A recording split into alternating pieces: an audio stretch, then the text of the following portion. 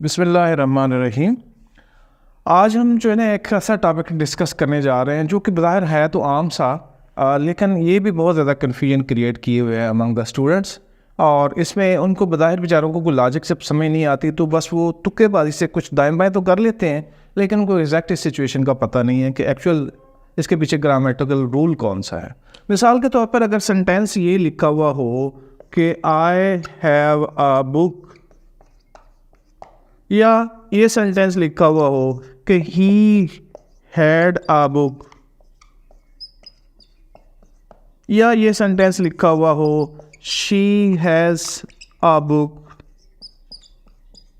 तो आम स्टूडेंट ये समझता है कि जैसे उसने ये हैव देखा, उसे पूछे कि किस टेंस का ये सेंटेंस है, तो वो कहता है कि ये देखें ये प्रेजेंट परफेक्ट टेंस है, इसको प्रेजेंट परफेक्ट टेंस कह देता है। हैव देख को, हैड को देख के वो पास्ट परफेक्ट टेंस कह देता है।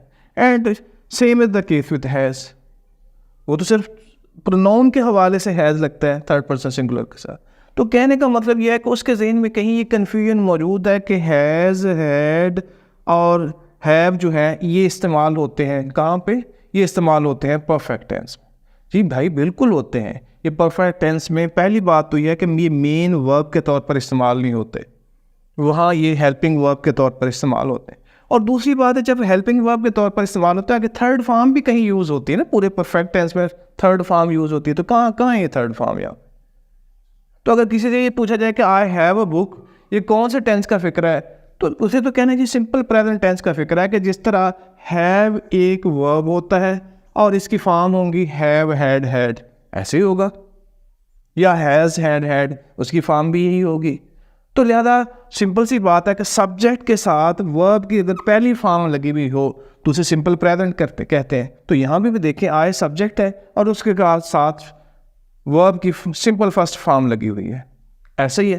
अच्छा, जिस तरह इसका मज़ीद तमाशा उस वक्त होता है जब उसे कहा जाता है कि आप इसका क्वेश्चन बना दें, तो वो क्वेश्चन जो है वो क्या करता है कि यही मेन वर्ब को उठा लेता है, कहता है have I a book, have I a book, वो इसको इस तरह कन्वर्ट कर देता है। जबकि हमें पता है प्रेजेंट डेफिनेट रूल के मुताबिक कि इसमें जो है डू और डज का इस्तेमाल किया जाता है, तो लिहाजा इसको तो एक्चुअली ऐसे ही होना चाहिए कि do I have a book.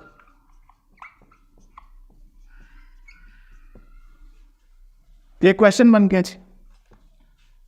तो आप अगर देखें तो ये प्रेजेंट इंडेफिनिट टेंस का फिक्र है, इसका ताल्लुक परफेक्ट टेंस से कोई नहीं है। ये पास्ट इंडेफिनिट के सब्जेक्ट है और द साथ जो है वर्ब की सेकंड फॉर्म लगी हुई है, तो ये पास्ट टेंस का फिक्र है, पास्ट सिंपल पास्ट, जिसे पास्ट इंडेफिनिट टेंस कहते हैं। And same is the case कि ये भी प्रेजेंट इंडेफिनिट टेंस यानी सिंपल प्रेजेंट का सेंटेंस मौजूद है। तो लिहाजा यहाँ पे ये कन्फ्यूजन एरिया है भाई। जब आपको ये पता चले कि हैव, हैड यूज़ हो गया है, तो आगे थर्ड फॉर्म भी ढूंढ लिया गया कि कहीं थर्ड फॉर्म यूज़ हुई है तो परफेक्ट टेंस होगा, अदरवाइज परफेक्ट टेंस के लिए ज़रूरी है कि वो है उसमें हेल्पिंग वर्ब के तौर पर हैज़, हैव और हैड आया है और साथ वर्ब की थर्ड फॉर्म आए। तो यहाँ पे थर्ड फॉर्म कहीं भी नहीं है, तो लिहाजा ये बेसिकली सब्जेक्ट के साथ ये पहली फॉर्म है, यहाँ सब्जेक्ट के साथ सेकंड फॉर्म है past indefinite, present indefinite, subject के साथ फर्स्ट फॉर्म है प्रेजेंट इंडेफिनिट। जब क्वेश्चन बनाएंगे तो प्रेजेंट इंडेफिनिट के ही रूल्स के मुताबिक हम उन पे वही सारी चीज़ें अप्लाई करेंगे जो प्रेजेंट इंडेफिनिट टेंस का रूल है। उसमें क्वेश्चन कैसे बनाए जाते हैं, नेगेटिव कैसे बनाए जाते हैं, ठीक है जी।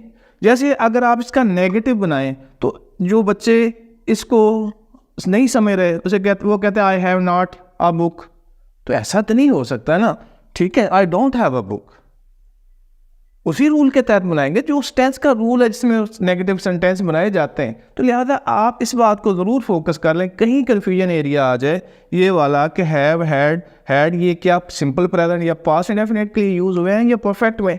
अगर तो आगे इसके थर्ड फॉर्म यूज़ हुई तो समझ लीजिए परफेक्ट के लिए यूज़ हुई, और अगर कहीं थर्ड फॉर्म आगे नहीं है तो समझ लीजिए कि ये सिंपल प्रेजेंट, सिंपल पास्ट, ये यानी कि सिंपल टेंस के लिए ये यूज़ हुए। तो लिहाजा इसको उसी में काउंट करके और उसी के मुताबिक इसको आप ट्रीट करें। Thank you.